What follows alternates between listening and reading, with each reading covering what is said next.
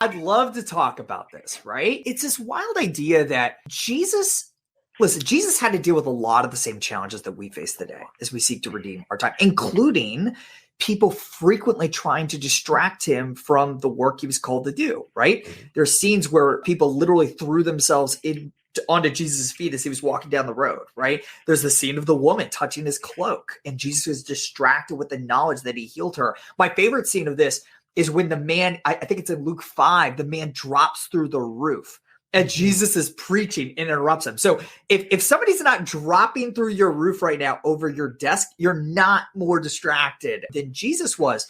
But in contrast to the secular wisdom, which encourages us to say hell no to those sort of distractions, there were times when Jesus welcomed them, but there were other times in which he made significant effort to ignore distractions, to focus on one important thing, one important person at a time. Why? Because during his time on earth, we don't talk about this enough in the church, Jesus, omnipresent God, temporarily traded his omnipresence for human unipresence that you and I both experience today. Jesus was confined to one place at a time during 33 years on earth. And throughout the Gospels, we see him painfully aware of that human constraint, right? He was 100% God and 100% man. You see him aware of that constraint, and he was constantly fighting to stay fully focused on one important thing at a time. And that's critical for us today, especially with how distracted so many of us are.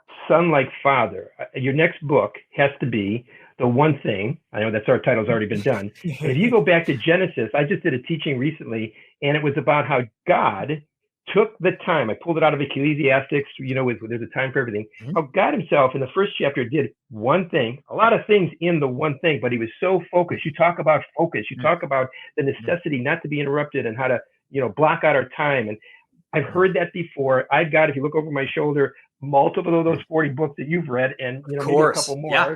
I've got them all. Yeah. And the reality is that this, tying it to scripture, making it the principles from the biblical management level, takes us to another dimension. It takes us to, like you said earlier, a dimension that works because the missing key is we already have the peace.